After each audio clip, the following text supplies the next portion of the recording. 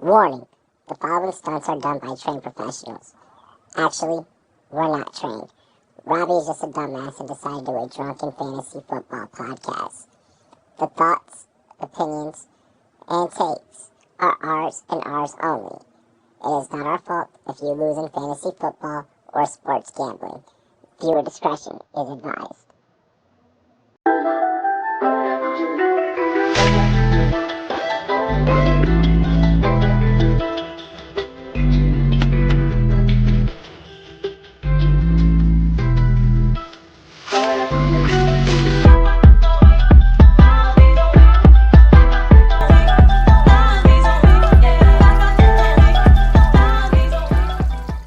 What is good, ladies and gentlemen? Welcome to the one, the only Rumboyz Fantasy Network. It's your boy Rumboyz Robbie. Sitting over there next to me is my co-host and my graphic designer and my producer. Ladies and gentlemen, give it up for Drop the Mic FF. What is good, bro? What to do Friday night? Let's get this rolling. We have a lot that we have to get rolling. We've been doing a lot of rolling, haven't we? The camera's been constantly rolling. Like, how do you feel about that, bro? Really quick. Well, it's that time of the year that it's finally picking up, and then other stuff is picking up. There was the dead time that we always have because of the sports calendar, and then the World Cup picked up, and then other stuff came into fruition at the same time as camp does, but doesn't normally other stuff. So it's picked it up. It's picked it up. It's picked it up, and it's introduced a new life. And I honestly, I'm invigorated, and I fucking love it. Really quick, before we get tonight's show underway, I want to thank every single one of you, every single person that hits that like button, every single person that has subscribed to the channel or followed on Twitch,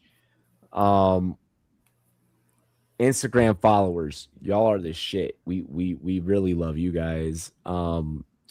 TikTok, Snapchat, Spotlight, like we've been hitting the map in every fucking phase lately, and like, yeah, like it's just been dope. It's just been dope. Big ups to you, brother, because I don't know if you guys saw on Instagram today, Mike dropped some fucking heat. Mike dropped some heat. Even the thumbnail for tonight turned out better than I wanted it. Hey, I'm gonna let you guys know he's done set the tone with the graphic. I now have to do my part, but we gonna set that motherfucker off tomorrow. We are IRL tomorrow, Colorado Rapids. It's going down. You know I'm repping my PIDs. Up the PIDs. Lucas Harrington. We're gonna see if we can snipe an interview. I'm gonna say that right now. We're gonna see if we can snipe an interview. Other than that, I don't want to get into too many show announcements because we have a lot that we have to talk about tonight.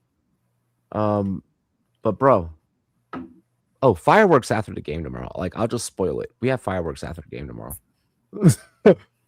Other than that, hey Mike, you ready to get into tonight's show? We have a lot that we have to talk about. We have some breaking news, a lot of We have breaking news. All I'm going to say is this. There's a lot of fraud going on, and we need to get into it. Yeah, there's a lot of fraud going on. We got breaking news. We have investigative journalism. And we have training camp breakdowns and fantasy football advice that we got to get into. And we got idiots. And we have idiots. Cheers to me. Cheers to you. All the Rum boys and girls, what it do. Dilly dilly. We love and appreciate all of you. Thank you so much. We're eternally grateful. And speaking of idiot number one, kick the show off. You guys have been following us for our 3-part. As we kick this segment off, 4-part investigation, clip this, on Gianni Infantino. Gianni Infantino, Johnny Soccer, for those of you that don't know, this channel has picked up a lot of football content lately. And through that content, we have gotten into some more investigative journalism. And that investigative journalism has led us to being anti Gianni Infantino. And through that, Gianni Infantino has proposed private equity to enter into FIFA, in which I'll break it down nice and short. You can go watch the reels for the full investigation. UEFA responded, you ain't going to tell us to get down or lay down. We going to tell you to get down or lay down. And they told Gianni to get down or lay down. And he now pussed out. He chimped out. Mike, your thoughts on this breaking news? We save soccer, bro. We save football. Well, yes, you had a part. But here's the key. When you have an organization, FIFA is its... We'll get there, Karam. FIFA's been accused of being FIFA for a bit. It's kind of funny that, yeah.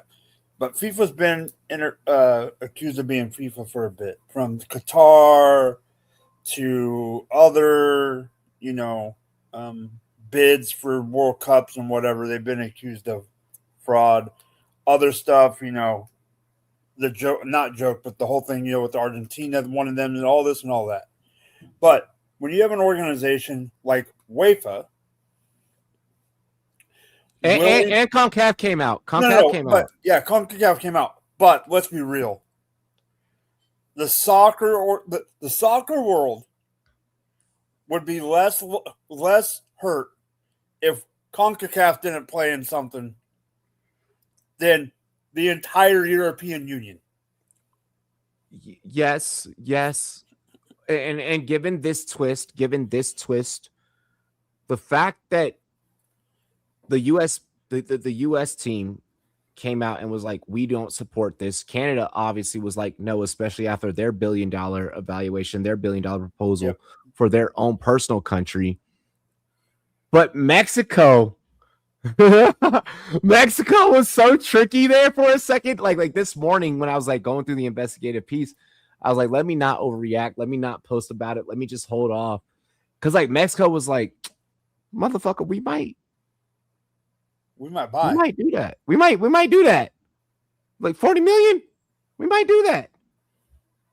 And I just think that it's crazy that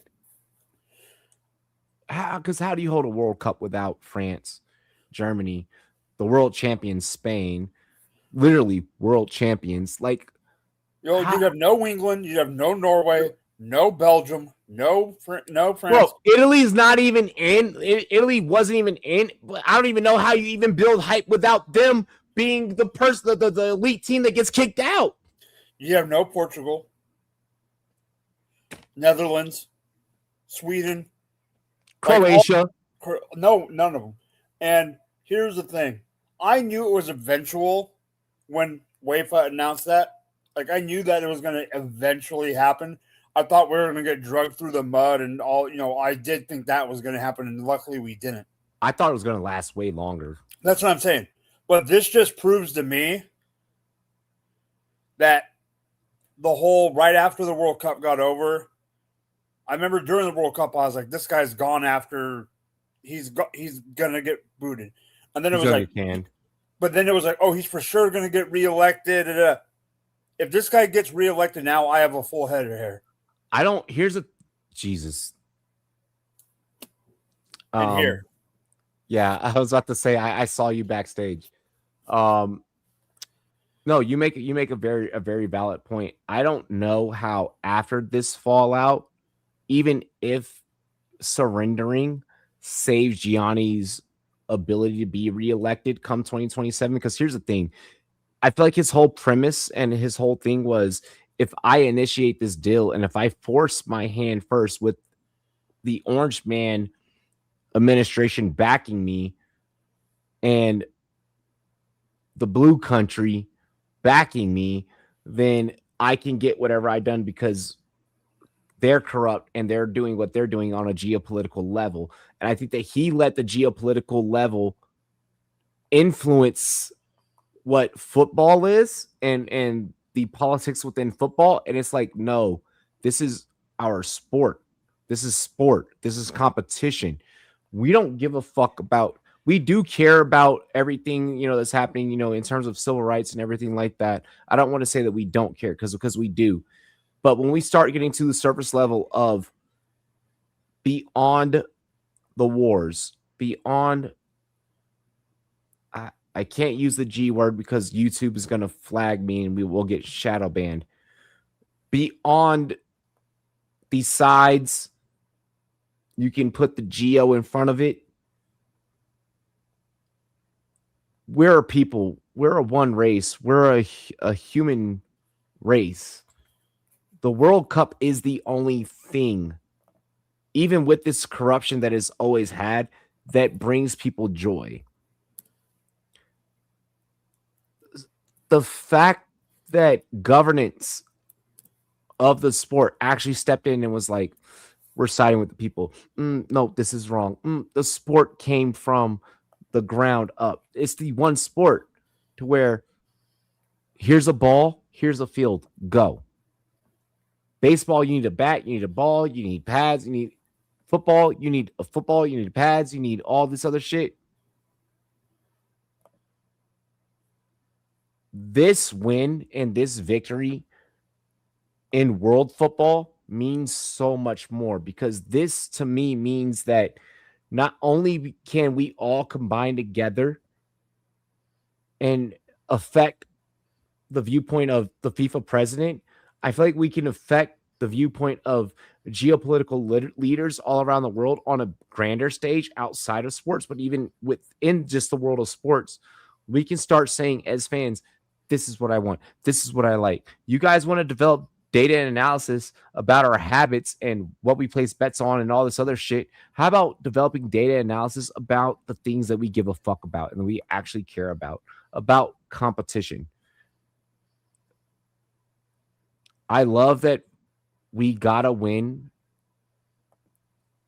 especially after we witnessed the Balogun red card, especially after we witnessed Argentina. I can name countless examples in the NFL where I'm like, that's ownership stepping in, making a call. That's Vegas stepping in and making a call. If we could integrate this type of passion into American sports, we could defeat the Jerry Joneses, the Jimmy Haslams, and the likes of the fucking world. And that's just me pointing out two of the worst of the worst. Yeah. That's not even me getting into the Steve Ballmers and such in the NBA, which we'll talk about later in the show. The people finally had power. The people finally exercised their power. And the people's power at something, not just within sports. And I know this is about sports. I don't want anyone to lose the fact that this is about the World Cup and about FIFA, but the people won something. The journalists won something. The content creators won something. The people that you like and subscribe to, that you have be your voices to fight for you, everyone banded and to see it happen is so beautiful. And don't take this win for granted, but understand that, in the words of Kobe Bryant, the job is not done. For all the journalists out there, the job is not done. For all the fans out there, the job is not done. If football's not your sport, like world football, like World Cup and FIFA, UEFA, CONCACAF, La Liga, or La Liga, like I don't have to go Serie A. I don't have to keep going on and on. If that's not your thing, please exercise the right that just got exercised into your other sports. And I think that we learned a big lesson on a global scale. And that's all I have. Am I wrong? Are we ready to move on? Do you want to elaborate? I feel like you should elaborate before we move on. No, I just think that this whole thing just shows why, in the bigger picture, when you get organizations in general that have this much money and you give one person this much power, people wonder why things go strange. For a sport, for the entire world to have one guy have this much power to say, oh, I think we should do this. To me, he shouldn't have that much power. No. Can I ask you a question? Do you feel like that for a second he thought that he was a world leader? I've felt that way since Qatar.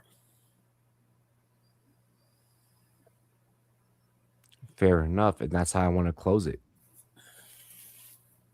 I do want to get into the NFL. The chat has been begging. They're like, please, NFL takes, let's go.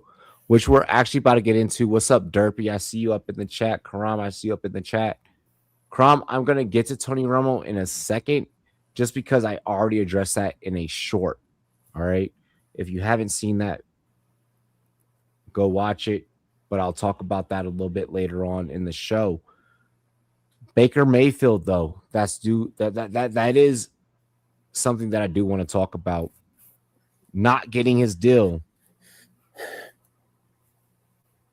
Somebody must be getting a transplant because of fucking helicopters flying over. Not getting his deal. Baker, big playmaker out of Tampa Bay. How do we feel about the Bay? I'll call him the Bay. No homo. Pause. He Bay. He's led me to 2 fantasy football championships in a row. All right. In what I'll answer your question, but in what aspect do you want? I can go down in your aspect of how you feel, because I feel like that every analyst, when I bring this topic up, has given me something different. Okay. I have 2 different processes. I have 2 different thought processes with I have this. one. So I guarantee you we're way off on this. I guarantee we're way off. And I don't apologize. One, I think he's trying to play the system. I think do I think there's not saying good or bad, whatever. Do I think there's a chance he still comes back? Absolutely. I think he's trying to play. I think he could be trying to, play the game. But we saw how that worked in Minnesota with Sam Darnold.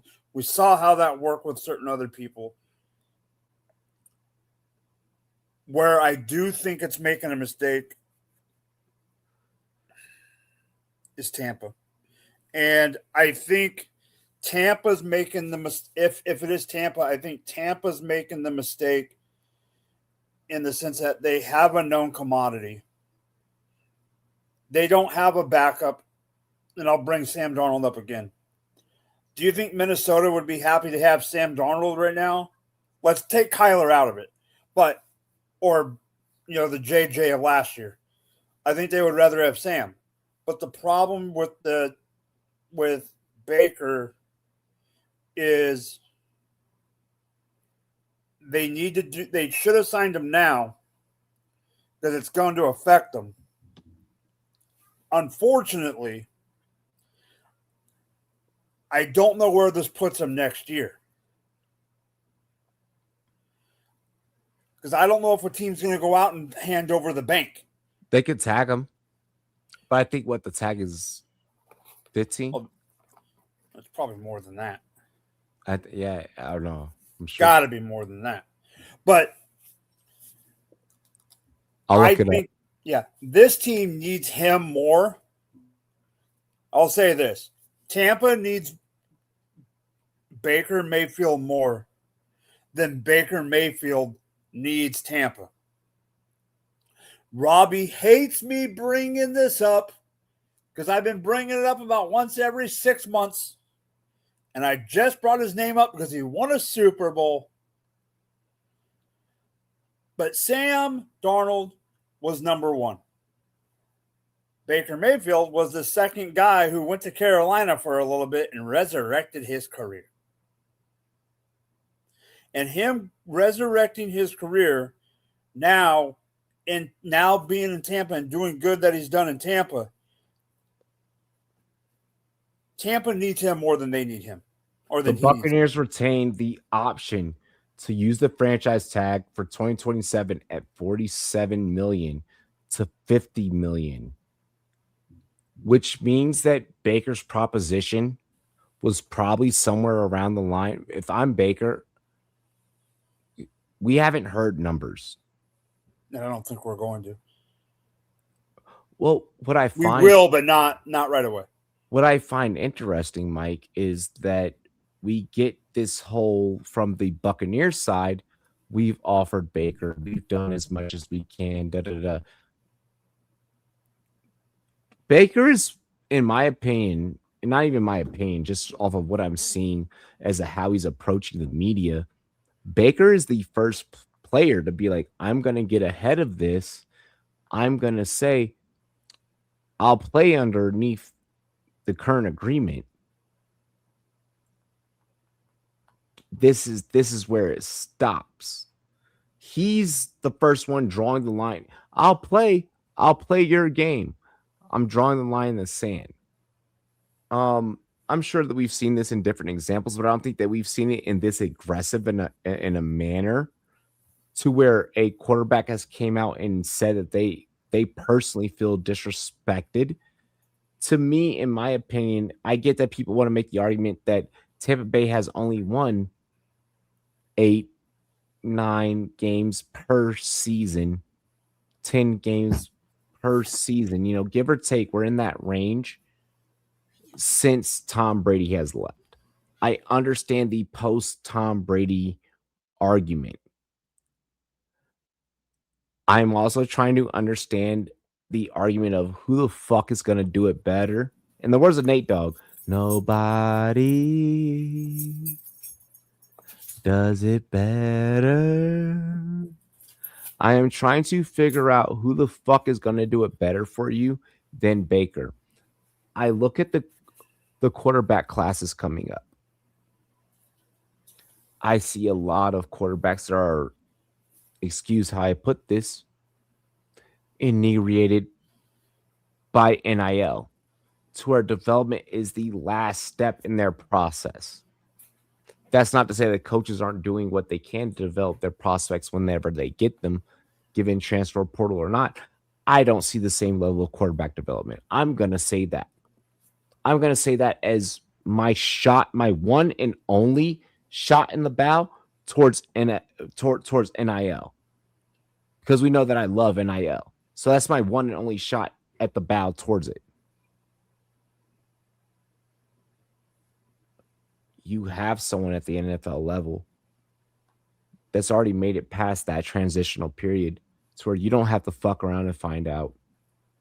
I understand the NFL is about to introduce a lot of parity because of NIL. Take the guy that can do the job right now and get as much as you can out of the guy that can do the job right now. Because before you know it, you're going to be in a topsy-turvy of who's going to get the job done. What can I do? And I would hate to see a team like Tampa Bay, who at quarterback, listen, before Tom Brady, what were they doing, Mike? Ryan Fitzpatrick? What were they doing? They were doing the same thing. Same shit, different toilet. They were just playing the roulette wheel, and that's what they're going to do without Baker. So that's why, yeah. I'm all in. I know that I'm the proponent of vouching for the player. And the next topic that we get to, I may not be doing that same sentiment. Yeah. This is the case where I feel like that everyone just needs to be vouching for the player. Like, because I don't know what else out. Baker's already said he's not accepting any contract talks. So like, even if they try and meet his number or try and meet his deal, from what I have studied of Baker on and off the field, once he's made up his mind about something, he's made up his mind about something. If I'm getting head in the Cheesecake parking lot, I'm getting head in the Cheesecake parking lot. If I'm running away from the cops, I'm running away from the cops. And if I'm going to go out there and fucking ball the fuck out and lead your team to playoff after playoff after playoff, post you having the GOAT. And if you don't think that my evaluation after having to fill the shoes of that motherfucker ain't worth it and still keep me on at least a playoff run, no, fuck you. Oh, well, Mike Evans is gone, so we have to see how it works. Fuck you. Bitch, Mike Evans was injured half the year. And I was still dotting up Emeka Ibuka, who some of you in fantasy football are still shying away from. This Tampa team is better than what people expect. Pay this nigga his money. And that's my take. Am I wrong? No, you're not wrong.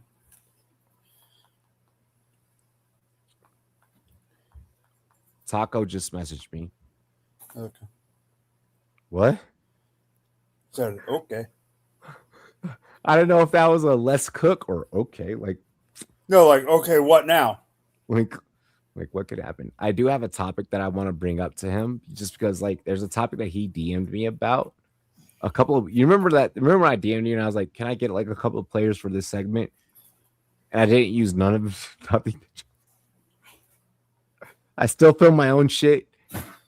We're gonna challenge him on this Malik Neighbor shit.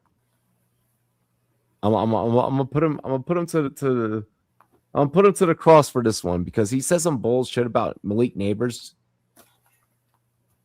despite it being his own team.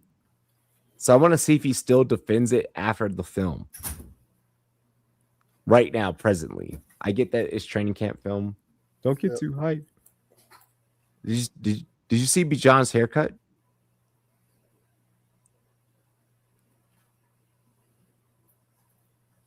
Yo. What? Hey, what's the song from Aladdin? What's the joint from Aladdin? Arabian Nights, Arabian Days. He's rubbing the lamp just like, yo, someone montage a lamp into my hand. I do want to get into the next topic. We did talk about Infantino. We did just get through the contract disputes with Baker.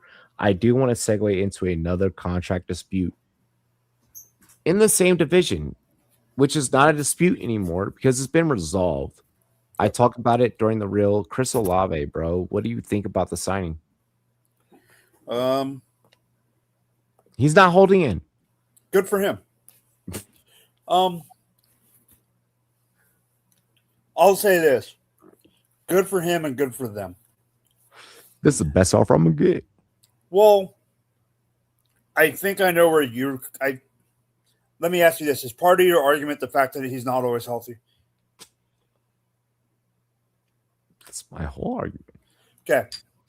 So my argument's not against his talent. No. Playing off of yours. Do I think this is a little bit of pay for what you've done, but also pay for what we think you still can do? Yes. Is this also coming from a Saints organization that has kicked the shit can down the road of a salary cap for 20 years? Yes. But that's not why I truly think this happened. You know why they paid this guy now? Because they still got a guy on a rookie deal at quarterback for another 3 freaking years so they can do what they need to do. And in 3 years, he is going to renegotiate enough. I didn't know where you're about to go with that. I was like, nigga, don't say this. No.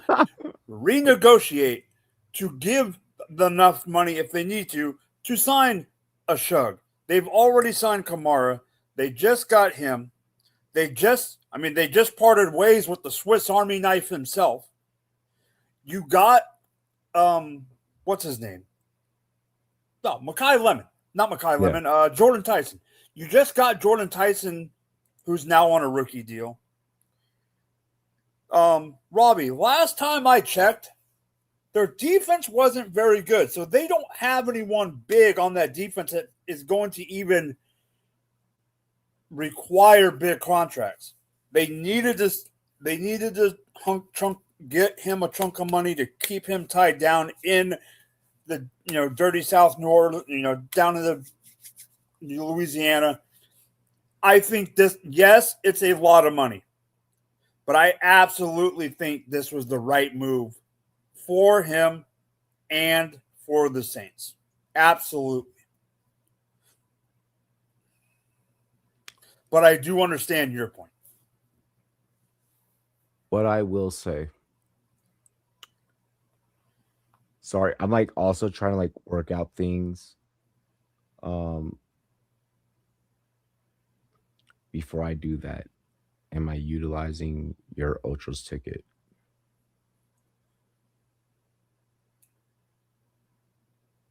If not, that's fine. Sorry, figuring out things for tomorrow to get you guys the best angles and shit. We're really filming. We're really directing. Like, we're producing, we're directing, we're doing all of it.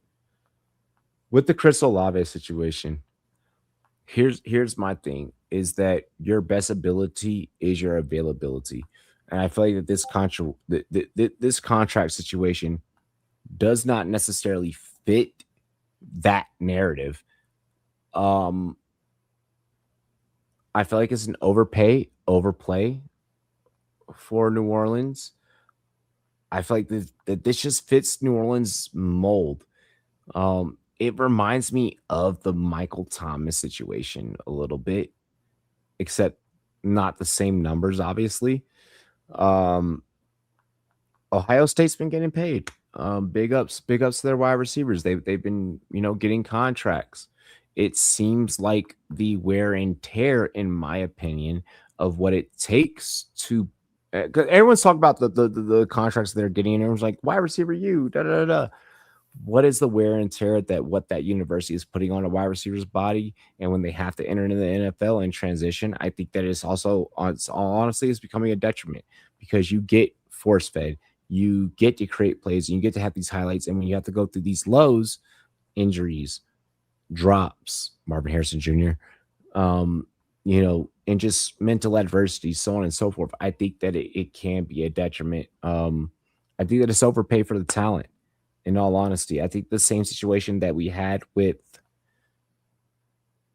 different player, different contract, different years, so on and so forth. I think that what fantasy football managers, from a fantasy football standpoint, I think that what they dealt with BTJ last year is what they're going to deal with this year with a Chris Olave.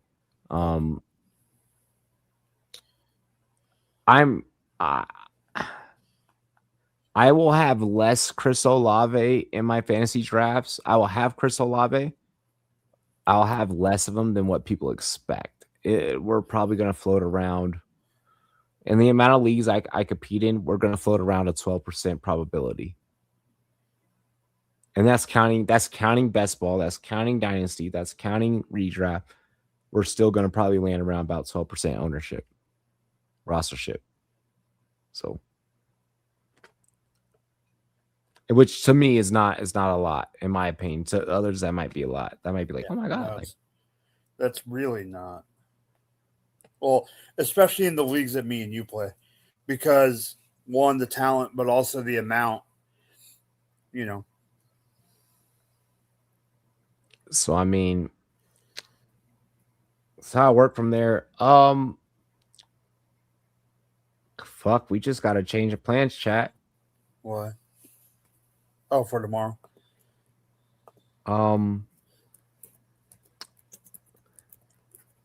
We're filming from we're filming from Arrival all the way.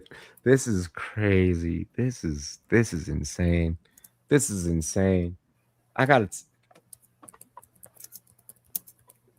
Ain't no fucking way, nigga.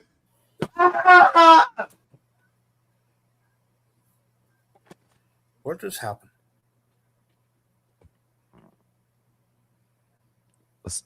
I'm doing a shot.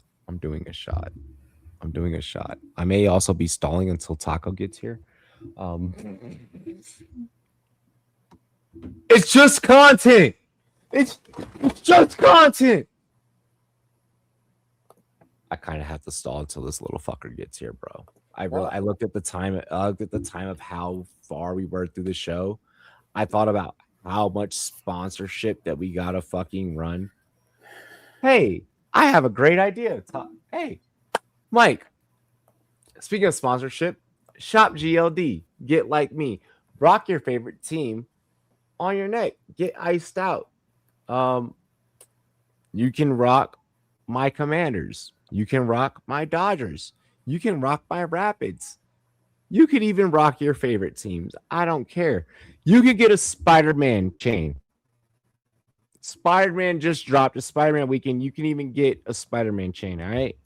Ice yourself out. Super affordable prices. Super affordable prices. All right. Make sure you guys check it out. Shop GLD. Link is down below. I wish we had another ad right now. This is where we need another ad. We need. Let's do a shot. Let's do. Why don't we talk about? Well, or do you have a certain showdown? No, I have to like slow the show down. Are you about to talk about a certain player with 3 initials in the desert? We can talk about that. We should stall before we get into that. I didn't know if you wanted to use that as your stall. I don't even want to get into that. I want to stall before I even get into the next part of the stall. I need to figure out where the Puerto Rican is. He's probably on the corner waiting for freaking chicharrones and mofongo. He said he's.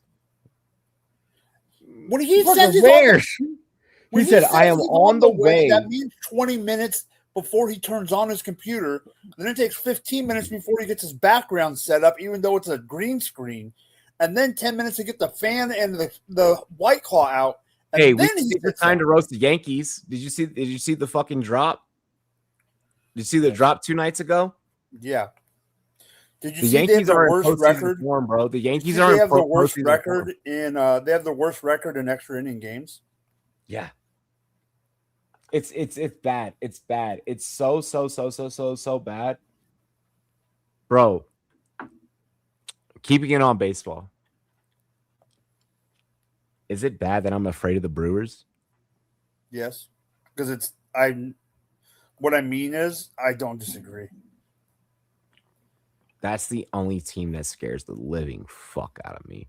And I know that we won't meet them till late, but it's that meeting them in the final. It's that head to head. Because I don't deny that we're gonna make it to the World Series. You know? Oh, thank God. Jesus fucking. Let's wrap up this baseball segment. We're gonna have to revisit this just later because we have to talk about the Shohei thing. I don't deny that it's gonna happen that the Dodgers make it into the World Series. I just don't want to deal with the Brewers on the path. Oh, like if we have to walk through them in the final, like I don't know if we hang. I'll say that.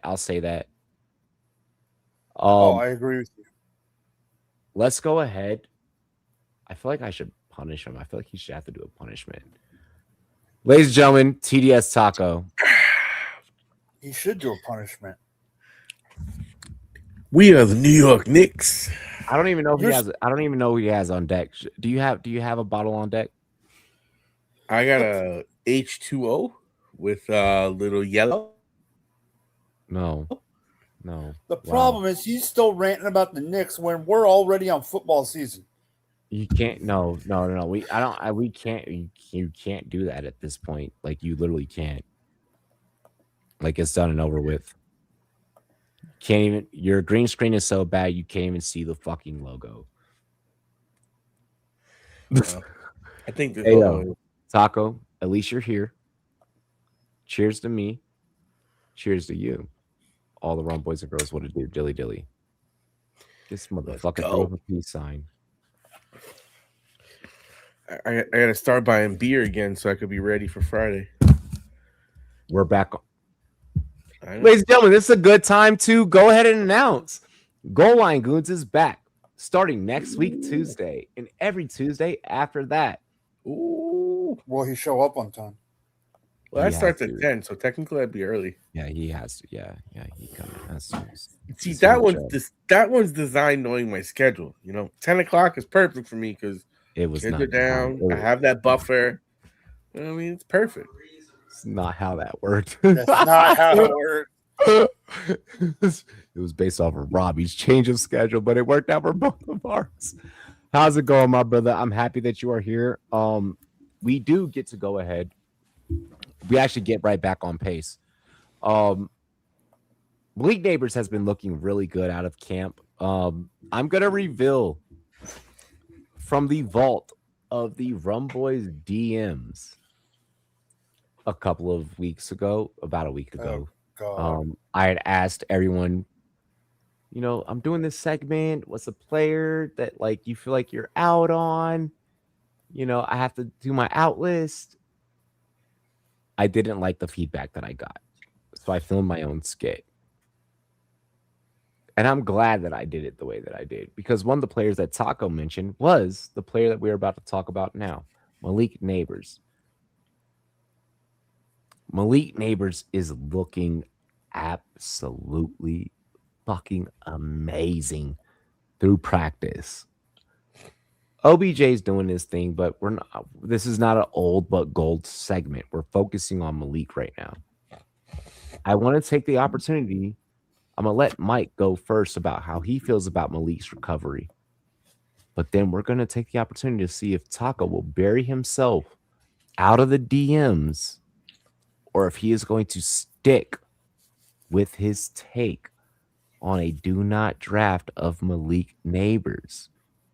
Keep in mind, ADP is rising and falling. So when Taco did drop this take, ADP was around about 20-ish. Mike. Let me check something real quick, because I want to be accurate in my statement, because the world requires accuracy when it comes to this stuff. It's an important player to talk about because it's going to be it is. Drafts. And he's on a very important roster of mine. But it's also important to say where I drafted him, because the draft happens this summer.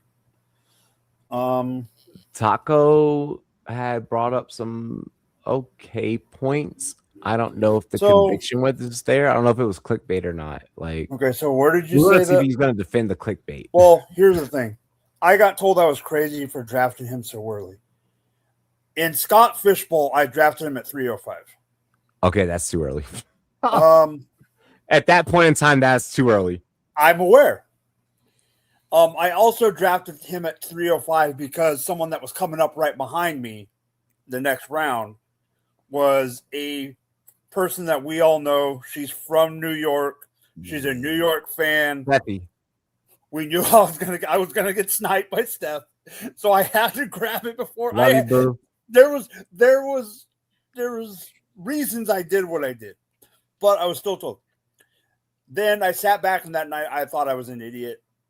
I shouldn't have done that too early. Whatever. Now I am pleased with my pick. Do I think he is going to be a top 5? No. Do I think he is going to outperform? And I'm not saying it's changed. I'm saying, is he going to outperform what people like Taco thought 2-3 weeks ago when you asked that question? Absolutely. I do think it has sped up his progress. The good thing is he has a coach now that's not going to make him, even if he starts playing earlier than we thought, he's not going to get the snap share. He is going to get the important snap share, and he's going to get the production in that snap share. But Harbaugh's not going to make him go run a 9 route just to freaking do a wind sprint. He's not Jalen Hyatt. It's not going to be before. Well, Harbaugh's scheme is also a lot more strategic. Yes, absolutely. Yeah, a lot of things aren't player to player, and I can go player to player throughout that whole organization. I'm not going to do that. No, but you don't need to. Yeah, the scheme is built to maximize limit injury, but maximize potential. It's very similar to I won't say it's identically similar to a Shanahan system, just because Shanahan system, you're gonna get hurt in that motherfucker, but it's gonna be explosive in its game plan for whoever steps up next to the plate. Harbaugh system does have that baked into it. What I will say is that recency bias, which I don't mind if Taco argues against it. Recency bias off of what I'm seeing off of 2 days of camp. Keyword is 2 days. I am willing to raise the ADP stock a little on Malik Neighbors. I think that the hype off of 2 days right now is just way fucking too much. I think that we are blowing this way out of the fucking proportion. But I don't mind snagging while it's being blown out of proportion when the fuck I can. I don't mind sniping when I can. I think that we have now, because of the hype, foregone the phase of I'm scared of getting him, I'm scared of drafting him, I don't know what to do. But I'm gonna leave Taco to kind of allude to that and give him some open space to talk, just because I do think that that's not an open conversation, because I do think there's a very open field between now and even Labor Day of people feeling that way. So I'm standing in the standpoint of where, Mike, you got him, and I'm starting to see people reach for that. That's too reach. That's too I rich for me. I reached too far. It was a bad move at the time. At the time, but after 2 days, people are doing that same move now, which I'm recognizing. I want to leave it up to Taco, because he did, before anything was ever produced, before, he did say that was on his list. So I want to see if this is still a do not draft or fade type of situation. And I want to know, on top of that, how much of the homer bias is in either way. Well, I think when it comes to fantasy football, or just fantasy sports in general, I'm actually anti-homer bias. Yep. I tend to navigate on the more risk than reward, particularly because I watch them all the time. Which is where knowing the headlines, or not the headlines, but the health, he was just coming off a second surgery in his knee to clean up some stuff from the first surgery, which was the whole reason that they thought that he might start the season on the PUP list, which he avoided, and seemingly he's coming back at a much faster rate than we had initially had thought, which, if he started on the PUP list, or if he was going to start off missing the first couple of games, that definitely sours any kind of first 3 rounds for me taking him. I'm not going to take a guy that's going to be out 4 weeks in the first 3 rounds, when I feel like there's so many talented players that it's not enough of a gap between Malik Neighbors and that potential wide receiver or running back that you can get in those type rounds. But then, as we're seeing, and as we're all seeing in camp, his movements, his cuts, his sharpness, his quickness, his in and out has been very impressive. And we know that he is a guy that has displayed wide receiver 1 potential, but he is also, going to be in a first-year offense that is going to be different than what we've seen under Dable.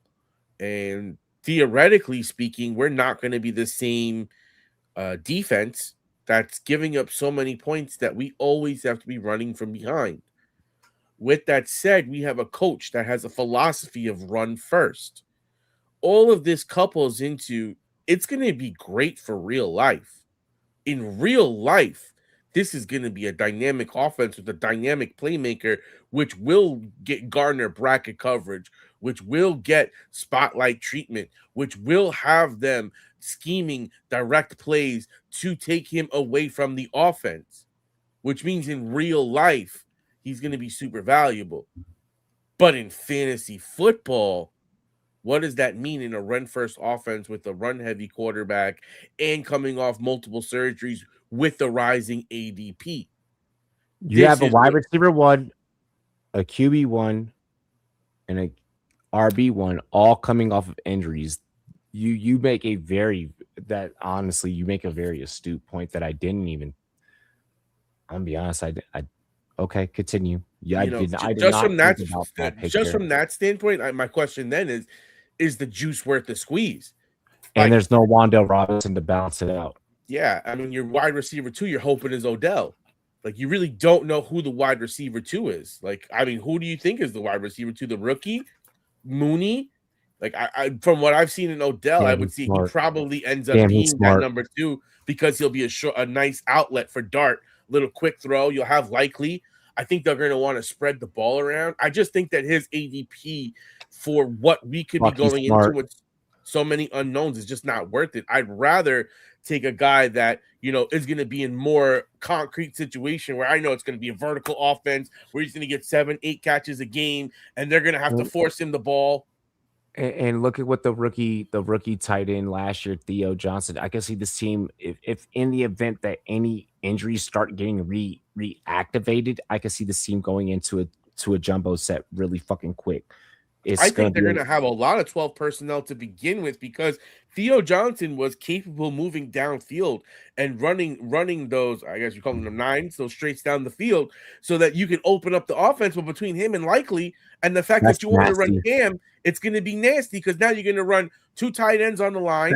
You can either run play action, you can do little flea flickers, you're going to pound the ball, you're going to get 15 carries a game between Tracy and Cam.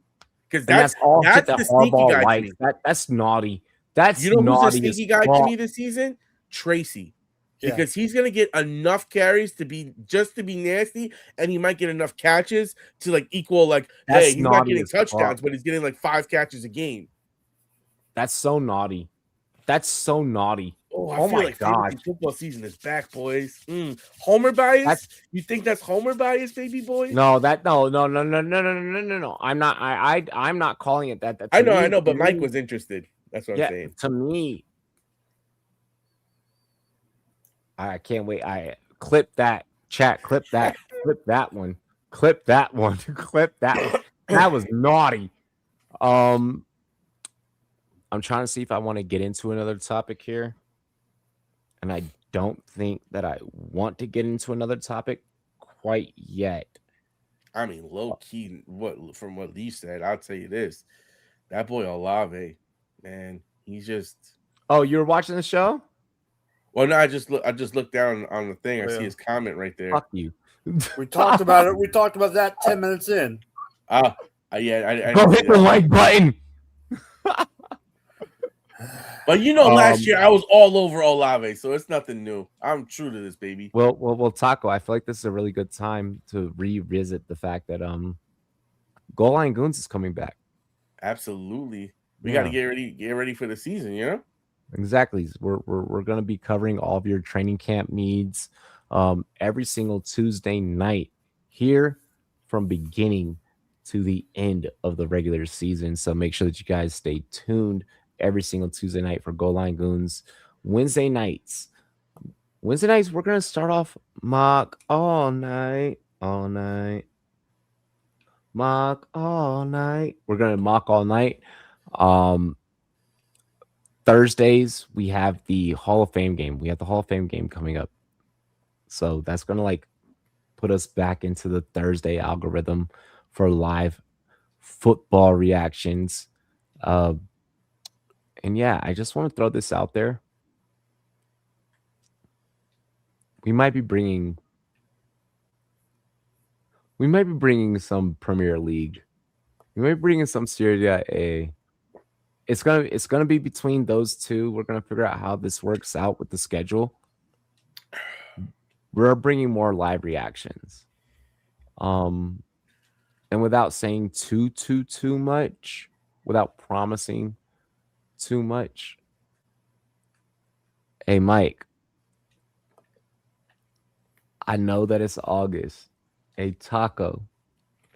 Yes, sir. I know that it's August. But in 2 months, it's about to get real spooky around this motherfucker. Oh, that. Okay. Rumtober is right around the corner. And we might,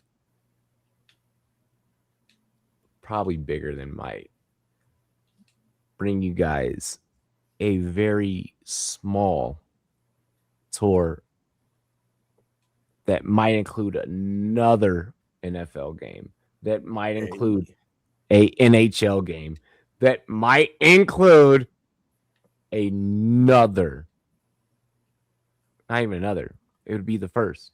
It'd be the first. Well, I've in the past I tried to do IRL before, but like at this quality, Big three, NBA. We're gonna yeah. And if we get lucky, if the Rapids can pull shit together, we probably won't. We don't know. The Switchbacks are doing really good in Colorado Springs, and I have access to that now. The Switchbacks, bro. I have so much access. It's crazy. It's crazy. It's crazy. It's crazy. Right now is crazy. Right now is a crazy time. If the Dodgers make it to a World Series again this year, I don't care who we're facing. I'm coming to your fucking hometown. So the channel is lit. We have figured out a lot of different things. But we figured out a lot of different things because of you guys subscribing to the channel, because of you guys liking the channel, because of you guys sharing the content. Yes, we did see that Debo's back with the Niners. We did already discuss that. Rewind. Did we? Yeah, Mike, we covered that. Briefly, but we didn't get into details. We didn't get into details. We're going to get into some more details here in a minute. There's one of the other topics might include Debo in a different way. Hey, it's going to get kinky on this show. It's going to get well, it's Friday night. Just got paid. Friday night. Just got paid. Taco, I'm typing in the private chat right now, so you know. Oh, insider trading. No, jeez. Hey, after the Gianni Infantino topic, we can't talk about that. We can't do that. Dodgers just won. Dodgers just won, by the way, chat. Insider trading. Stop. You see a boy. If you guys missed the first half of the show, are we dropping that 30 for 30 yet? The Rumboyz investigating Shohei Ohtani. It's gonna be the Rumboyz investigating Gianni Infantino. Like, in all honesty, I'm gonna take all my clips and then put them in the Taco. It's what we do. It's what we do. This nigga. He just cooked. Damn, that was. Hey, let me get us set up for halftime. Yeah, send it. Let me quote Jay-Z. I'm not a business man. I'm a business man. Cheers to me. Cheers to you. My water, baby. Ooh, like Tyler. Go get a fucking drink. Go get a. Let me play. We're just friends. Cheers to me. Cheers to you, all the Rumboyz and girls. What it do, dilly dilly. We love and appreciate you. Don't take that sip yet. You premature, busting early ass nigga. Cheers. Don't worry, I can take it. Why he has kids? Dilly dilly. Yo, Tune into the Rumboyz, where the fantasy kings reside. Rumboyz Robbie dropping jams, got the league on our side. From the waiver wire to the trade block, we scheming like pros. Building squads to smash the books, watch the haters hit the road. Profit popping off, we cashing on the underdogs. Bark, Vegas lines getting crushed, leave us in city in the dark. Over on the yards, other on the picks, we calling it precise. Rumboyz Network got the sauce, turning dubs into a vice. Rumboyz, hype train rolling through the grid all night. Setting lineups that ignite, winning league, it's feeling right. Beating Vegas every Sunday, stacking chips like it's our throne. Dilly to the dollars, pour it up, we on the zone. Rumboyz, fancy fire. Rumboyz, bets on fire. From the pod to the payout, we the squad that takes it higher. Scrolling through the Discord vibes, raw like a rookie can't rush. Rumboyz crew dissecting matchups, no fluff, just a hush. Receivers torching corners, we said it first, now the check's clear. Running it back for the boom, while the books drowning beer. League champs crown themselves with our weekly hot takes. Sleepers waking up, Giants bust getting the breaks. From zero to hero, your roster's reborn in the booth. Rumboyz Fantasy Network, spitting truth, chasing loot. Hey, hit play on the pod, let the energy surge. We the pulse of the playoffs, making grown men converge. Prop on the anytime TD, we nail it, no sweat. Vegas sweating bullets while we feast on the bed. Rumboyz, hype train rolling through the grid all night. Setting lineups that ignite, winning leagues, feeling right. Beating Vegas every Sunday, stacking chips like it's our throne. Dilly to the dollars, pour it up, we on the zone. Rumboyz, fancy fire. Rumboyz, bets on fire. From the pod to the payout, we the squad that takes it higher. So raise your glass to the Rumboyz, they're always in the game. Winning props, crushing lines, putting leagues to shame. Subscribe, smash that like join the fam today. Rumboyz forever, now go winning dilly all the way. Rumboyz.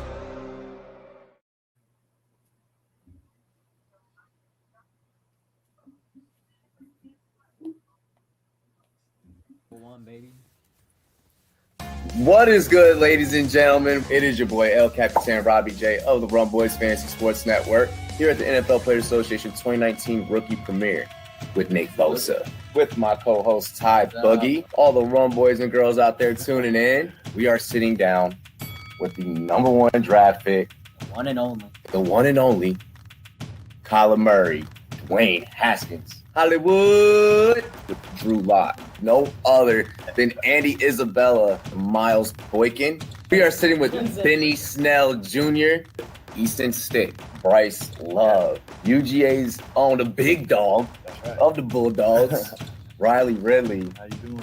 It's Friday. We all got jobs. We got an interview to do. National championship winner, NFL draftee, TJ Hawkinson, Iowa Hawkeyes. What is good, brother? Hey, it's good to be here. Hey, welcome. ACCR, right? Oh, you already know. Hail to the Redskins. I gotta ask, you're gonna play the Browns? Like, are you gonna just burn them again? What you think you do? I mean, I think the media put us against each other. I like them so. You're friends. we were in a hot tub time machine, bro. He's cool. He plays video games just like me. That's what we really do. Gotta find something besides- For me to be able to break the all-time rushing leader in 3 years, you know what I'm saying? Shout out to the UK O-line, man. Y'all did that. When you wake up in the morning, you don't want to have to feel like you're doing work. Exactly. You want to feel blessed and excited to do what you're doing day in and day out, and I can truly say that. As always, ladies and gentlemen, cheers to me, cheers to you, all the Rumboyz and girls. What it do? Dilly. That was live, man.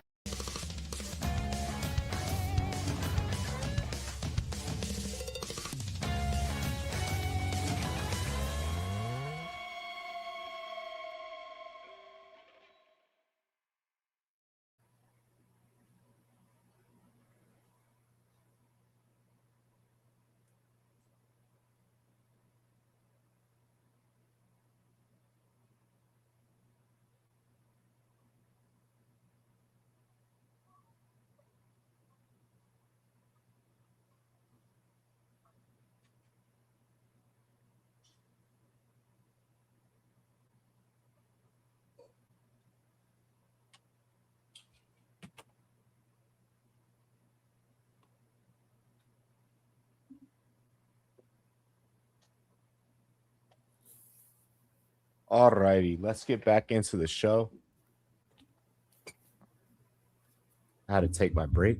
That was like the first break I've had, in all honesty, all day. I feel you. Fuck! Where the fuck?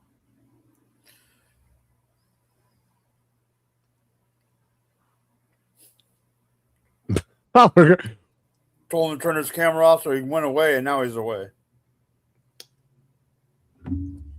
He was doing this. I know. I hear him. Jesus.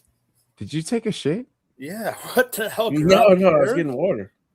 Oh, that's what you sound like when you get water. You need to go see the doctor. you sound like.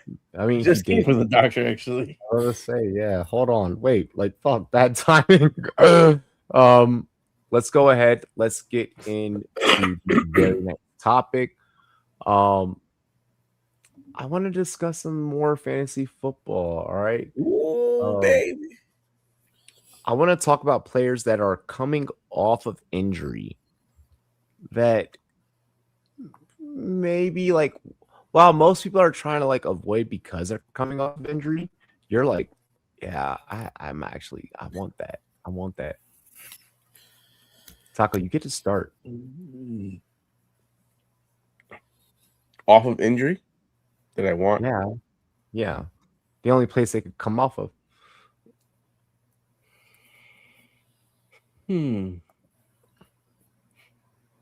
I would say go to Mike first. So I need to think for a second. I gave you time. He did. What do you mean you gave me time? He put it in the chat. I said I'm putting it in the chat so you know. But I wasn't seeing on the thing, so I wasn't paying attention. I was getting water, No, I told you I'm going to put it in the chat so you can look. Yeah, no, but I was getting water. I put it before halftime was over, or halftime started. He used his break to fucking go get water. The rest of us like used our break to like actually have a break. Exactly. Kids, man, it's not the same. You said they put them down. I know, that's why I didn't have water before. Speaking of the New York Giants, I am going to a guy who left the Giants for greener pastures in Middle America. Maybe not as long shot want as some people would say, but I do think that Daniel Jones is going to have a great season. Not great as in like top dog in the league, but for what you can probably get him for now, that might go a little bit up the more it gets closer to the season because the reports are so good. But in the same vein as the reports out for guys like coming out like Neighbors, I truly believe in the reports coming out for Daniel Jones. I do not think that this team, unfortunately, because I invested way too much in them, I do not think this team is invested in AR5 or at all. And the reason I bring him up is I think if they were concerned at all that Daniel Jones wasn't going to be ready early season, maybe not week 1, but early season to perform in a AFC South that is kind of open, I think they would have brought in another vet to circumnavigate having AR as their backup. I'm not going to disagree with Danny Dimes. I'm not going to disagree with Danny Dimes. Go ahead, Taka. All right. So you fucker. You fucking going quarterback. Maybe I am going a little too much. You go quarterback? Fuck. Yeah, I'm going quarterback too. All right. I didn't expect that. I'm glad that I can audible on the fucking play. I don't know. I just deep down in my if gut, he goes where I think he's going, I don't have respect. I'm hoping he goes for who I think he goes for. In my gut, I just I just see LaMarvelous being someone Okay, he that I didn't go would where I thought he was really gonna want to go. grab this year after what he did last year and the injuries that he had and his worst season like almost ever, and knowing all the chirping and having a new coach. Yeah, I think LaMarvelous is just gonna be balling this year. At QB, that's not the one that like at QB for me. I mean, I'm not gonna go into like stats or anything like that. Are For you gonna me, go it's just Homer there? I mean, I'm yeah, going I would MVP. go Homer, but I'm still gonna keep it Homer with what I'm about to say, I know. and I am gonna go Scary Terry, the F1. Let's go, baby. Listen, the man's had a contract dispute last year, which led to not being able to like naturally warm up and ramp up like he used to, like he normally does. I think the injury, in all honesty, especially with Jaden going out last season, was him being like, all right, like I'm just gonna take this year and like be whatever. Like these niggas already paid me. Which I can see, in all honesty, in today's NFL, more players than not are probably going to take that attitude, and that's something that you kind of just got to accept the territory. I don't think that it's been enough time off the football field for me to completely deny this player. He's been on so many championship rosters of mine. Despite the injury, he was on a championship roster last year. I think this is a guy that you want to grab, like with the way that it's falling, and you can grab him as a flex. If I can snatch that as my flex, if I don't have to rely on McLaurin to be a wide receiver too, but I can get him as my flex. If you tell me I can get McLaurin with a healthy Jaden Daniels, with a new offensive system that's looking fucking amazing, with a defense that's led by Sony Styles, the fuck are you talking about, nigga? I'm here to win championships. Can I have? And if I can get him in my flex, I'm not talking about him as a wide receiver too. We're talking about a flex. But at all costs, give me McLaurin in my fucking flex. I got a bonus one then. Can I? Well, we'll do two. No, we're doing 2 rounds. Oh, beautiful! Oh, beautiful! I like this game. You're not going to be able to just do what I just. You better bring up something just as good to follow that up. Yeah, you can't just. Okay, so I'm going to the north because there was a connection 2 years ago that got derailed last year because of injury. That was a connection that a lot of us liked, including us on this panel. And I think people like us didn't forget about this, but I do think that some casuals that might hear this and casuals that should hear this need to hear this, because there's one position that you either want to get one of the top 2 or 3 and then you want to wait. But every once in a while, someone might drop a little bit just because of perception or because of position runs. I know we like to make nicknames with a certain kind of food, but give me the Kraft macaroni Tucker Kraft. Yeah. In Green Bay, coming back from injury, because I think I'm in a dynasty startup right now, and he fell further than I thought. I didn't grab him, but he did fall further than I thought, and I think people just kind of forgot about him. And That's naughty. With all the perception of that wide receiver room, with Golden, with Reed, and them losing Dubs, and everyone thinks that Christian Watson coming back too, and all this and all that. People think naughty. That Watson's the guy. I think Kraft is actually the guy. I'm gonna let Taco speak because I got one that motherfuckers ain't ready for. I got one that nobody is ready for. I have another one that but you don't get another one. That's not the name of the game. No, I'm not bringing them up, but I'm saying I have another one I'm good. I'm good. Taco, you up? All right. Now, nobody's gonna spit more fire than me. Based on my analysis, oh God, and my two philosophies of is the juice worth the squeeze and being like water, I have to say Bucky fucking Irvin is someone that I am really excited for, coming off of injury with the ability to be a full bell cow type back. Now, he will not start like that. There will be competition across the board. But we know one thing about Bucky Irvin. That boy can run. He could catch. He could score. And he's a monster. We were all expecting a breakout last year. And through various injuries, he did not have it.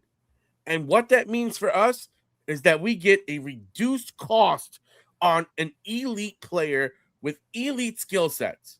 And we know the NFL is a long season. And when it comes to winning time, and you want to go to the playoffs, and you're in a division that is up for grabs, you're not going to put your third string running back out there. You're going to say, Bucky, go get that ball. Go get me a score, son. That's what you're going to say. And then we're going to say, Bucky Irving on my fantasy team won me a chip. All right.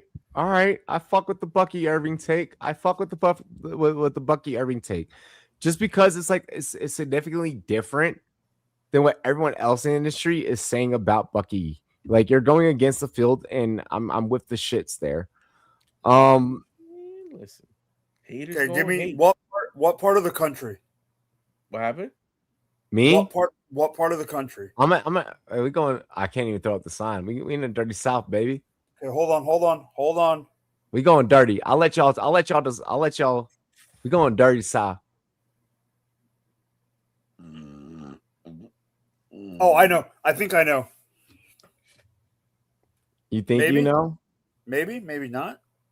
Bro, this man is probably not even going to be on anyone's radar.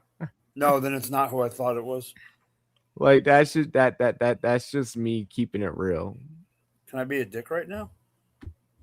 He's not on anyone's radar. No, can I be a real dick right now? Like, really bad. You might be able to grab him in the last round. Don't pick Chris Brazil.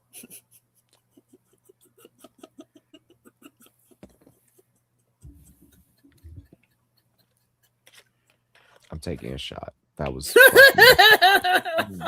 I don't even think Taco got the joke. No, I'm trying to figure out who he's saying. Go watch my reels. You don't have to look. You don't have to look anything up. I literally post all of this. I literally does this. Bro, you know how bad it looks when we're on screen and you're not liking the post, you're not watching the post, and you ain't seeing the shit that niggas is posting? Who, what? Go ahead. I posted about Chris Brazil. Yeah, you should know the joke. Yeah. Dynasty managers, cover your eyes and ears. Like, I literally said the whole thing. Yeah. I have them, so.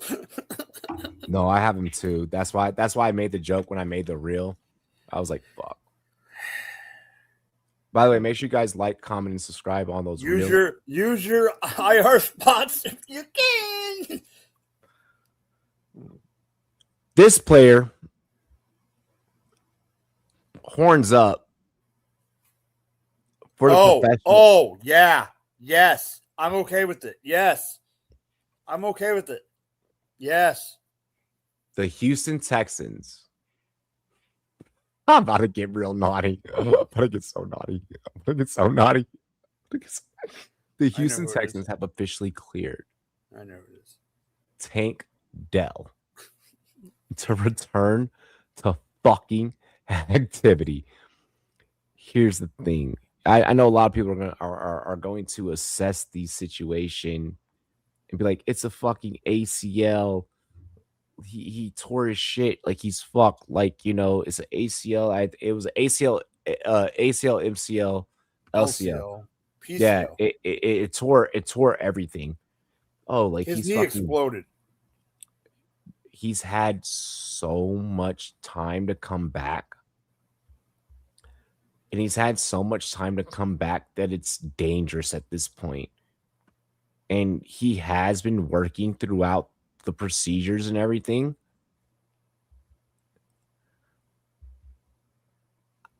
I think the thing that was missing from Houston last year was that essence that Tank Dell provided. That, oh shit, my 1 and 2 are locked down. Where the fuck is my 3?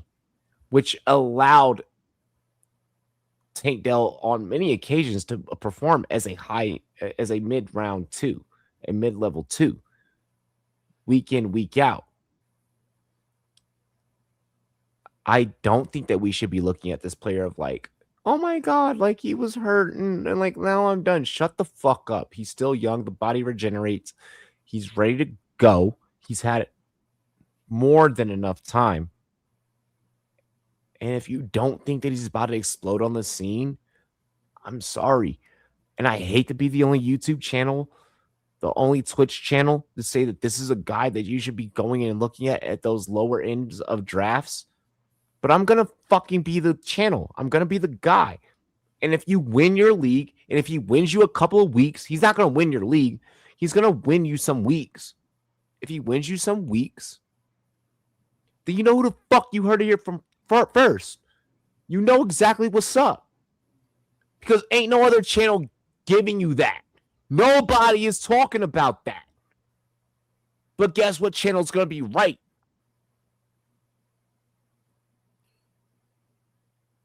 And CJ's dressing up like lost middle school.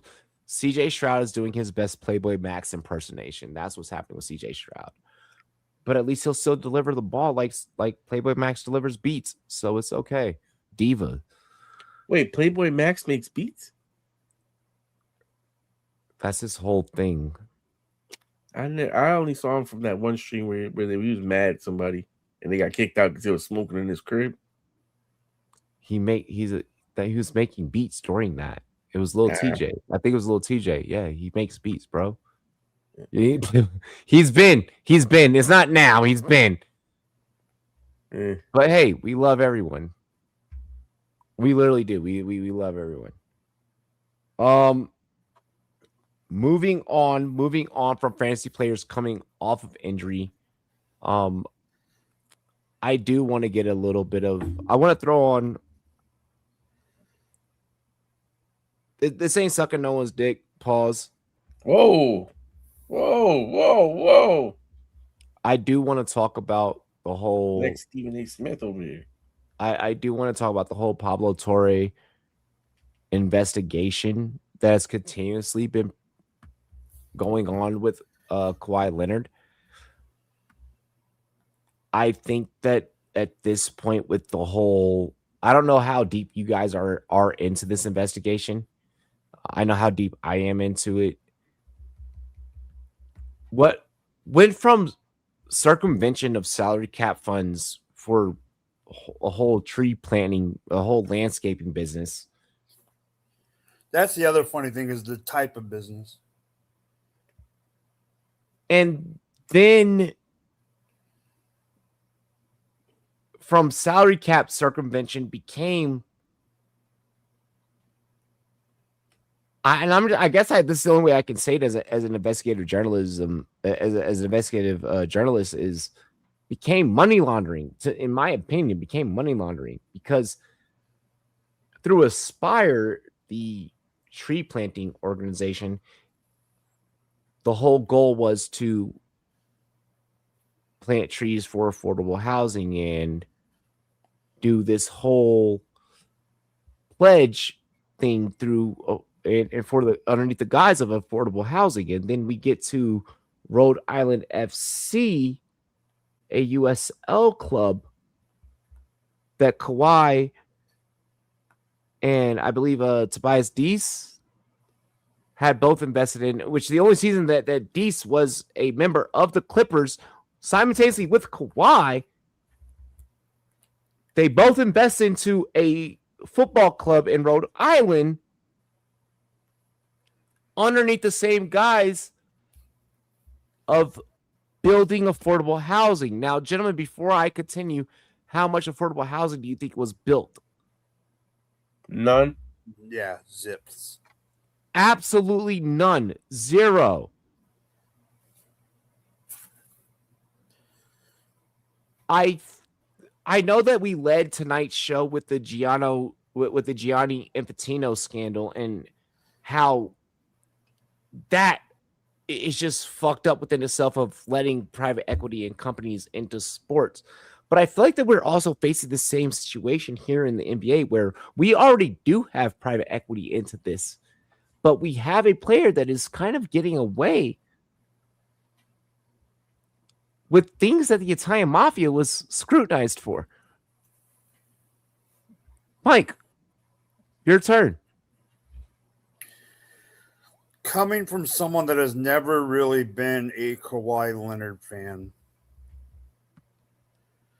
it's not an I told you so, because whoever would have thought this, like that's not an I told you sitch, but it's a situation where I'm like, you're in LA, the amount of people that you brought in, the amount of people that you know. But what I'm saying is, like, the amount of people you brought in, like, on the team, like PG and all, like, you try to bring in a super team. The constraints of the salary cap were so tight that you had to do something, like the team had to do something to whatever. But the amount of people that you know, but is it his uncle that was all the rage? Yeah, his uncle was involved and as well, and his uncle tried to put. His uncle was a really shit businessman because his uncle tried to put things in his name, but it ultimately led back to Kawhi still. No, but my point with his uncle, you're 100% right about his uncle. But my full point with his uncle is, ever since he was in freaking San Antonio, his uncle has been trying to get involved in his business, going to Toronto, going here. Oh, he's gonna go to the Knicks. Oh, but his uncle wants it. But he's gonna go here. But his uncle this. Half the time, I wonder if his uncle's the one that wants to freaking go somewhere, and Kawhi is just a freaking puppet, and his uncle has something on Kawhi. Listen, little boy. Like, hey, we're doing when you were younger. You better. I mean, fuck. That's dark. That's dark. He could also just be OG, bro. Huh? He could just be OG. Like, you know where Kawhi's from? This guy could be an OG, bro. Yeah, you could be an OG with a pimp stick and a hat. Like, it's interesting as fuck to me how. But the sad part is, it doesn't surprise me that it's Ballmer. If you were to tell me Ballmer being involved does not surprise me. If you were to tell me pick 2 or 3 owners that this would happen, sorry, Taco. Dolan would be one of them. Yeah, Dolan, would be one of them, and I don't know who the third would be. No, that's fair enough. I mean, Miami. Yeah. Chicago. You know, when I look at this situation, it becomes a situation that becomes bigger than sports, which does concern me, especially when we talk about the affordable housing crisis that every American is currently experiencing. And when you make an investment underneath the guise of affordable housing, but then you build nothing in the amount of time that you have had. When we talk about an investment on the LA side that was intended for this to happen in a city that desperately needs it, but then you make money off of it. But then we talk about Rhode Island, which is a real estate capital right now for as little space that they have. And you're talking about building affordable, and then nothing gets built even there. Where did this money go? Where the fuck did the money go? It didn't go back to the teams.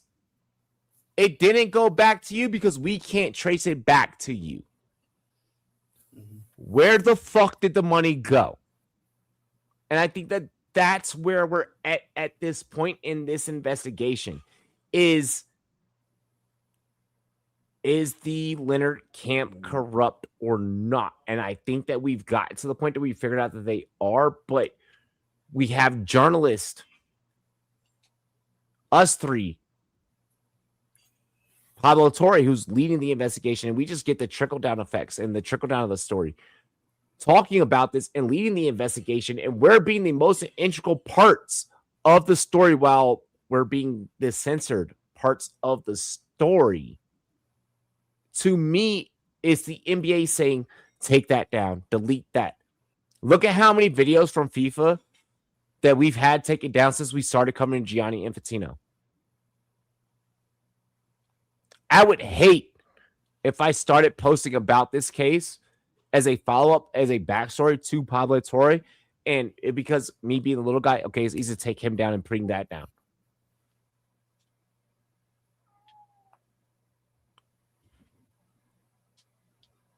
I'm not a fan of Kawhi. After this, I was a fan. I was a fan of the Claw. I'll be honest. I was a fan. I bought in to when he announced when the first time that Kawhi was like, yeah, I have a passion for affordable housing. I was like, I'm a fan. And then it got ruined. And I don't think I could ever look at Kawhi on the court the same way or off the court the same way. I mean, you're still making a lot of assumptions, though. You're assuming, where did the money go? You're assuming he knows. Is it his company? Okay, so it's the Shohei. Are you saying that it's a Shohei situation potentially? Here's the question. I just want to make sure I remember. I just want to make sure I remember and understand. He got a marketing advertising side deal with the company to hey, you'll be the face of the company. We're going to pay you X number of dollars, right? Yes. And then he got the money, or he never got the money. To my belief, he never. It was cap circumvention, so he never got the money. Okay, so he never got the money. So technically, he didn't do anything there. And if, let's just say, he was told, hey, this is how we do it, because this is where you have to think about how the league does business. If this is what the standard quid pro quo is, hey, we create a shell company, we do this, we do that, and you'll be taken care of, and he's just going along with what he's told is everything that's normal, and then on the back end, these guys were sloppy, they did it wrong, and the company that they set up took the money instead of building the housing they said they would build. Then all of a sudden he's looking like a bad guy, and these guys were supposed to build housing. But no grounding material ever got laid down. Nothing. Here's the thing. Yeah, but they're scamming, not Kawhi. What is Kawhi scamming?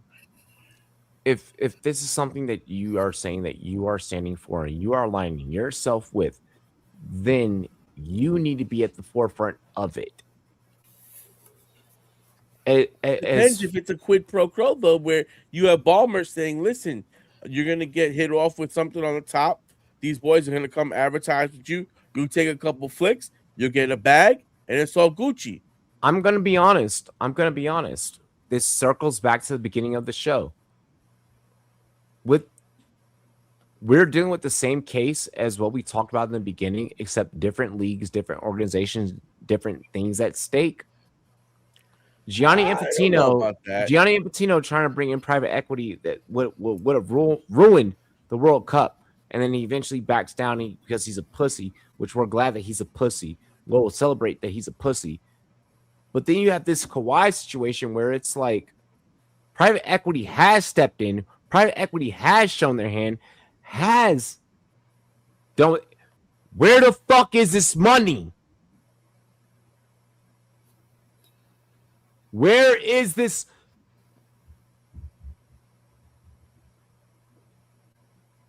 I'm in the midst of 2 journalistic investigations that both have somewhat identical properties. And I'm seeing the way that one is handled and one is not. They may be different venture capitalistic groups that are handling them. One is obviously clearly sloppy because it's America. One's a proposal and they try to be strategic and it was fuck you. They try to be lay down or get down. No, you lay down or get down. There was no lay down or get down. I'm just down with this no matter what the fuck it happens.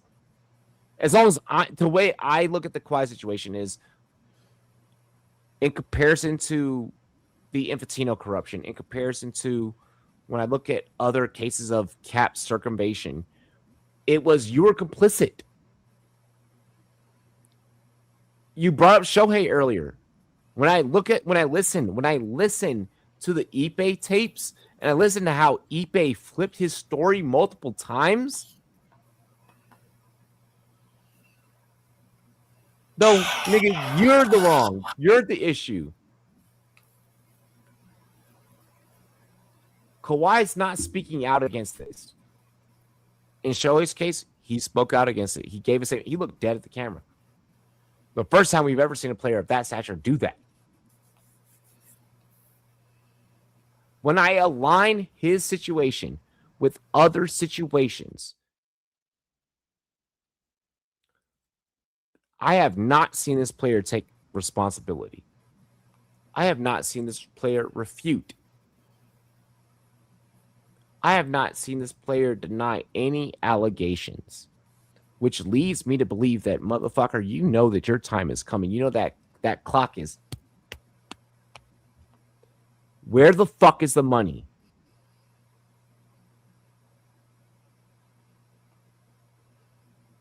You said these are multiple invest. This is not. It would be one thing if it just stopped at Aspire Tree Services. This fake LLC that got created. This now bleeds into Rhode Island FC, the USL, which they're trying to create regulation in America. This story now bleeds.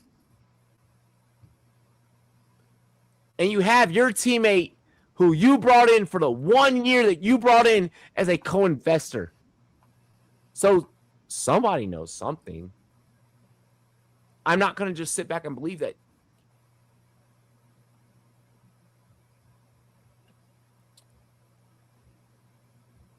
So that's my thing about that investigation. I don't think that the investigation is closed. No.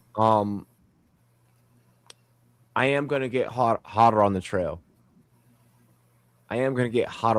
Because I do want to know what's going to happen with the affordable housing aspect of this, because money should be paid back for the promises that were delivered. Especially if we don't know where the fuck this money is.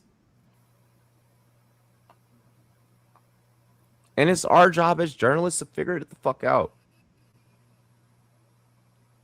I'm not going to sit on my hands. I'm going to get the people answers. Subscribe to the channel. We are going to... Oh, we have really good time. We have good time. Oh, my God. Being that we do have an IRL stream tomorrow, we might round this out early.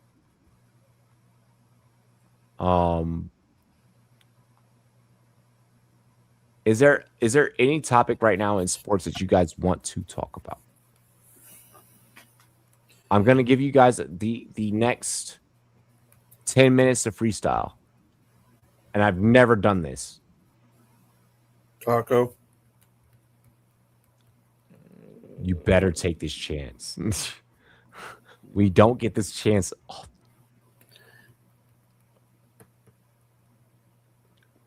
Oh. Cardinals backfield. Okay, Jeremiah Love. I'm down to actually talk about that situation. So we have Cardinals backfield, Jeremiah Love. We're hearing a lot of reports that Jeremiah Love might be getting the second carries out of that camp. Yeah, first 8 practices, 1 had Jeremiah Love as the number 1, and the other 7 had Tyler Algier. Yeah. Mike, I'll let you elaborate after the take a call. I say no big deal. It's camp. It's no pad practice camp. Jeremiah Love is a rookie. Yes, Algier is new to the system, but he is a vet. I don't think it's a big deal at all. You get into camp, this is going to happen. I didn't even think once he got drafted here, I even said that I told Robbie that I didn't think he was going to be starting week 1. Is it going to be a quick one? Yes. Like he's going to come back and he's going to come out and show his stuff and he's going to be starting pretty damn quick. But I don't think this is a big deal at all. And I thought that Tyler Algier, if Connor's not going to be healthy, if Tyler Algier will be the starter, then Love will probably go after that, and it'll probably be in the first game. It'll probably be 65-35, 60-40 in the snaps. But then after that, even if – and to me, when it comes to starting is just a symbolic thing to a certain point because if Algier is on the first snap, he started the game, and he could have no more snaps. He could have 10% and still be the starter. So, no, I don't think this is a big deal. I do think Love is the future. This is just veteran being the veteran in camp. I think that's a great dynasty take. But in redraft, I think it's buyer beware. I think Tyler Algier is guaranteed to probably have anywhere from 30% of the share. Goal line carries. Ease him in. You know, Love to me is kind of like the guy that I want to trade for in the season after people, you know, see his tape. They know how good he is. They expect more from him, but then you're wondering why Tyler Algier, I mean, is taking so many carries and why he's getting goal line. And it's just going to be like what Bijan Robinson has experienced. So, and they just recently signed him. So, I think definitely for at least the first year, it's going to be much more of a Detroit Lions, Gibbs, and Monty kind of situation than we would probably hope for. Wait, how do we get to that? I heard we went from Tyler Algier. Usage. He thinks Tyler Algier and Love's usage is going to be closer to a Detroit running game usage compared to a workhorse back for Love. I don't think it's going to be a workhorse back. Chat, don't clip that. Chat, don't clip that. Only clip that to embarrass him later. All right. You heard what the fuck I said. You're bugging. You're not going to put him out there like that. They're not ready. They're not winning right now. Are you going to waste them? Let me respond to this question. Let me respond to this. The Arizona offensive line does not have the prowess, the posh, if you will, the flash, if you will, which offensive linemen don't get enough credit. They don't have that pop off the line, if you will, to be able to defend for any of these running backs to be profitable for you in fantasy football. I'm going to let you know what you are going to do with this offense from the backfield standpoint in terms of fantasy football. You know how we talked about flexes earlier? You know how I've been talking about flex positions and even some of my recent videos? There's a reason for that because you're going to win through your flex. You will either figure out slowly but surely, we have not figured out yet, if it's going to be Algier, if it's going to be Love. I would love Jeremiah Love. Jeremiah Love so far seems to be having an issue with understanding gap protection or how to shoot the gaps and how to get through the gaps, and which is fine. I also think that that's not a him issue. And I know that with rookies, I'm supposed to be critical and I'm supposed to be very hard on them. They're a rookie. Like, no, this nigga actually knows how to play football. I think he actually knows how to play football. I think he actually has field vision. I don't think that the situation that he is in provides you a productive fantasy football outlook for the player in Jeremiah Love. I think that the best bet is to catch him falling. And if you do, great in drafts. I don't think you need to go out and rush and get this player. To Taco's standpoint, bring up the question about the Arizona backfield. It needs to be brought up. It needs to be talked about because it's their only strength. And if that can't be your strength, if you can't establish a run with the weak-ass offensive line that you have, but then even when plays break down, you can't complete passes because who's now going to be your wide receiver 2 outside of Michael Wilson is Marvin Harrison Jr. Butterstick hands. What the fuck? This is where, one, you have Trey, and 2, the interesting upside of a Love and how they deploy him. Because if they use him somewhat more as a receiver, maybe put him at, outside, it could be interesting from a fantasy perspective because in PPR, pass catching backs, pretty elite. From a fantasy perspective, I'm not going to detract. I'm not overspending on him. No. Yeah, I'm just not. I'm not doing it. I'm not. The lottery. What's happening in the drafts? Because we have a show Tuesday night, Taco. We're gonna spend that time drafting. We're gonna draft that night, and then I have to do a solo show Wednesday, which is usually by AMAs. During the season, AMAs will be live, but Wednesday nights will be mock all night during training camp. We'll give you guys 3 mock all nights. Mike, graphic.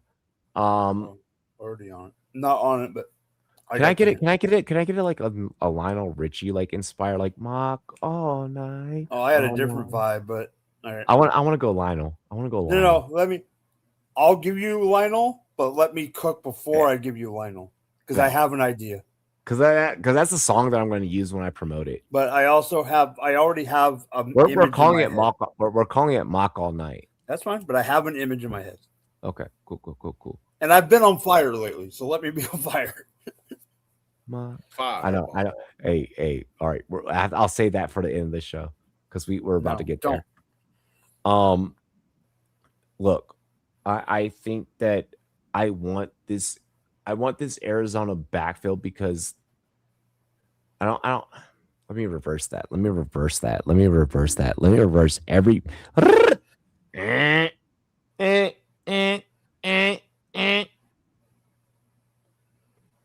I don't want any pieces of this Arizona backfield, even if it is Jeremiah Love. This team is going to be playing from the back, which means they're going to pass, which means the running game is abandoned. I have not seen Jeremiah Love shine out the backfield yet in training camp to make me make the investment that's a piece of that offense that I want to grab. At this point, I am saying that everyone outside of Michael Wilson is destitute. It's a desert in the desert. Everyone outside of Trey McBride and Michael Wilson. I was about to be like, oh, wait. I saw your face. Nigga, I got you. Anything else that anyone wants to add? I'm giving you guys 2 minutes apiece. I'm giving you guys a minute apiece. You got 60 seconds. Did anyone see the video of training camp in Kansas City today? When unpadded, helmets only. I like the attitude. Oh, Jamar Chase? No. Kansas that was City. yesterday. That was the other day. They threw a pass out wide to KW9, and Drew Tranquil gave him a little bit of a shoulder and knocked him down because he was just like he was right in front of him. Out of KC, you meant? Yeah. Out of KC. KC report. And but he gave him a little bit of a shoulder, knocked KW9 down, but it was like short quarters, kind of just gave him a bump and he fell. KW9 jumps up and rifles that ball right back at Tranquil like he stole his mom's dinner. Here's what I'm gonna say. Second or third day of camp, I don't mind it at all. I like it. Here's what I'm gonna say about Kansas City training camp. Oh, God. One, Mahomes looks damn ahead of schedule. And I don't like it. I do like it, actually. I think that everyone's being too precautious. This is a man with mama mentality, and he's gonna go out there and he's gonna get the job done. I need everyone to remember that from an athlete standpoint, we are never 100% all of the time. One, is anyone ever? No. But in comparison to the average person that does not have to take the abuse, no athlete in our eyes, what we think is 100% is 100%. With that being said and stated, I'm loving that Mahomes is ahead of schedule. Am I willing to spend the draft capital in a fantasy football standpoint? No. I think as long as I could catch him and Travis falling, and I could find a way of, while they're falling, pairing them both, I'm down with that. Just classic type shit. But that team's ability to be able to pound the rock in between the tackles is what I'm trying to invest in. That K9 shit that you just talked about, I want that. I think I think that Kenneth Walker brings a different attitude to the backfield that you never had. It's that smash mouth type of football. We're going to fuck you up through the middle. We're going to hit you between the tackles. And if we now have to create space, they might be old, but I can fucking create space and I can get jiggy. So I'm loving everything about the versatility of what Kansas City is going to be able to bring to the table. Is it going to be the most fantasy football friendly offense? No. We don't have the wide receivers. Do I think that on the counterpoint of that, this is where when you're in the draft room, you can take advantage of it? Absolutely, yes.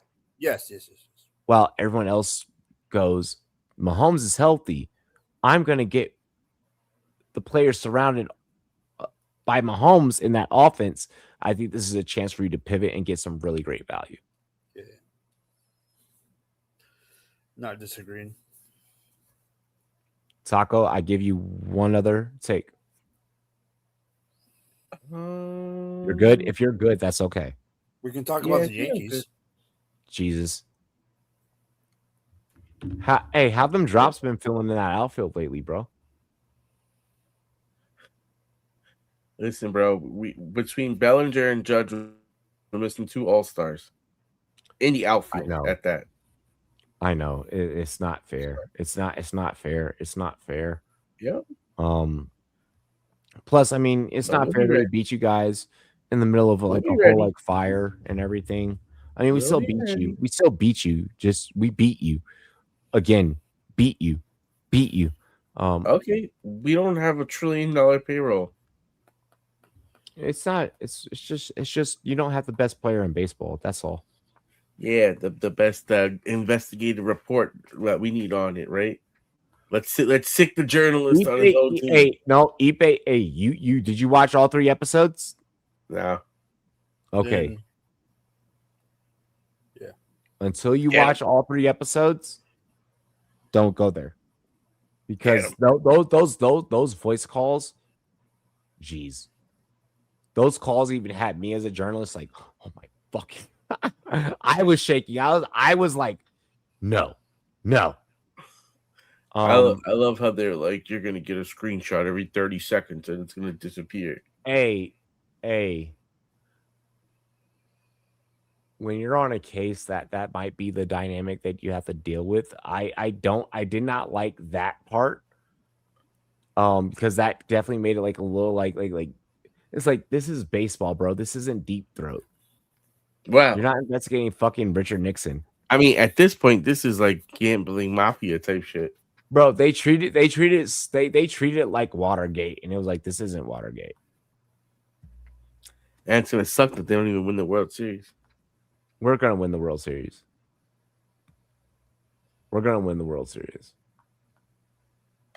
Y'all ain't even beating the Cubs.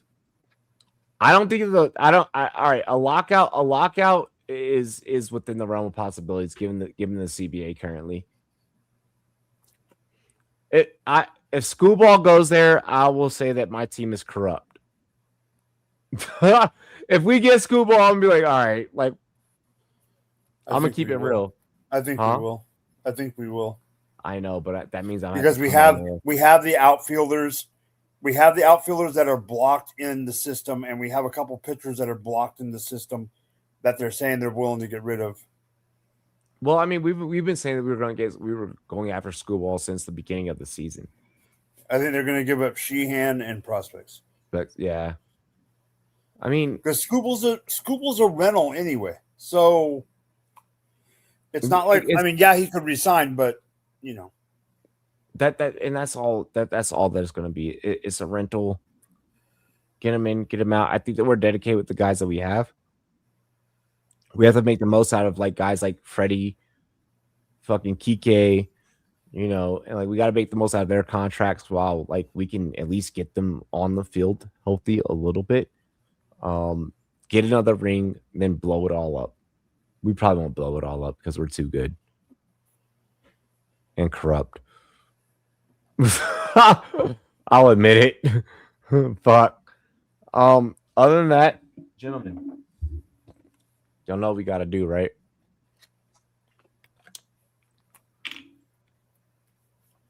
As we get ready to close out, how I handle these final words. Huh? Wait, what the fuck just happened? I was literally about to try and pass it off to him.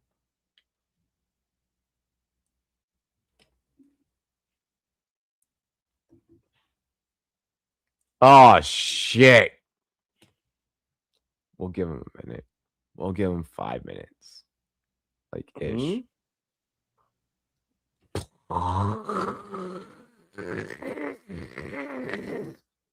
It's going through the air. SpaceX, nigga. We did find Dalton Rushing. Oh, damn, Twins made another trade? I don't think that we're the best farm system. Okay, yes, I do. Minnesota has one too, though. Did you see that Adam Schefter? Diamondbacks have a really good one too, huh? Adam Schefter was an investor in Underdog. Yeah. I'm not. I can't. Hey! You can't say that name on air. Yeah, my NDA hasn't fucking ended. A lot. What I will be able to say is that a lot of people got fired from that company that they promised a lot of shit to, that just didn't go the ways that it should have. They fucked up. They fucked up. Yeah, they were burning money too. They burned money. Bro. Think about it. They gave me a bag. They gave me a bag. Like, bro, but not even that. Like, they gave me a bag. Some of the shows, like, I don't understand. Like your model, like you're putting and I got to keep the bag. I got the bag, and I got to keep the bag after signing. Yeah. Because they knew here's the thing: if you let someone keep the bag after they sign with you, and it's like it is what it is. All right. Yeah.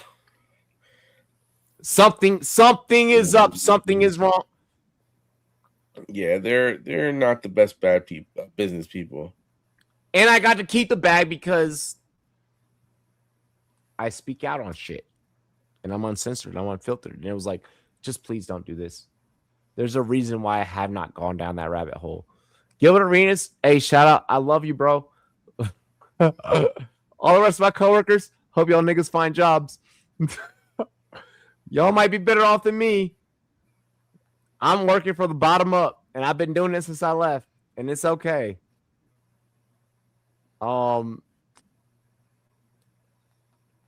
Guys, where the fuck is Taco? What the fuck is he doing? Jesus, pick your head up. You as soon as you drop your head, you close your whole self off on the green screen. All right. Closing remarks. Taco, we're back on Tuesday, so let these niggas know. All right, you know where to. Oh, go Taco. My bad. Yep, Taco first. I was gonna say, it's gonna be fun. I haven't done a mock draft yet, so it's time to get ready. So I'm definitely excited, and this is the most excited I could be because I think I'm about to fall asleep. Mike, closing remarks. Haven't mocked at all. I'm in like 3 live drafts as we speak. Okay, I haven't touched anything. I'm pure. I'm a virgin this season. On that note, you guys know where to find me on Fridays. If you need a graphic, hit me up. I've been on a roll. Other than that, take it away, sir.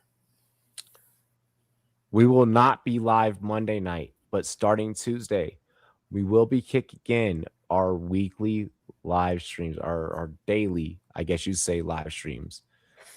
We will figure out Saturdays because we do want to bring you guys at least some college football. So we'll figure out how that works out. But right now it's looking like no, it's not looking like it is. Tuesdays, Goal Line Goons. Wednesdays, we will start off the preseason with mock all night each and every week until the regular season starts. After that, it's all Q&A for your fantasy football rosters. We actually might just give you 2 weeks of mocking, and then we're just getting right into Q&A. Thursday nights will be play-by-play. Friday nights will be Rumboyz After Dark. Saturdays, we're going to try and get you guys some college football content, but Robbie does also need a day off, which sucks because I do want to give you guys that content. We'll be starting streams super early, so be on the lookout. And I might have got an offer from Premier League to try and do some of that. So we're going to see how this all works out because don't post hook 'em. The fuck, man? Go Hokies. All right, damn it. Don't do that. Don't.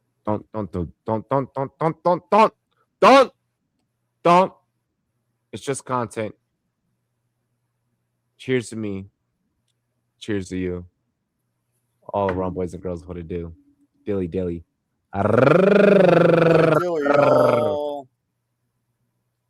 Yo, tune into the Rumboyz, where the fantasy kings reside. Rumboyz Robbie dropping jams. Got the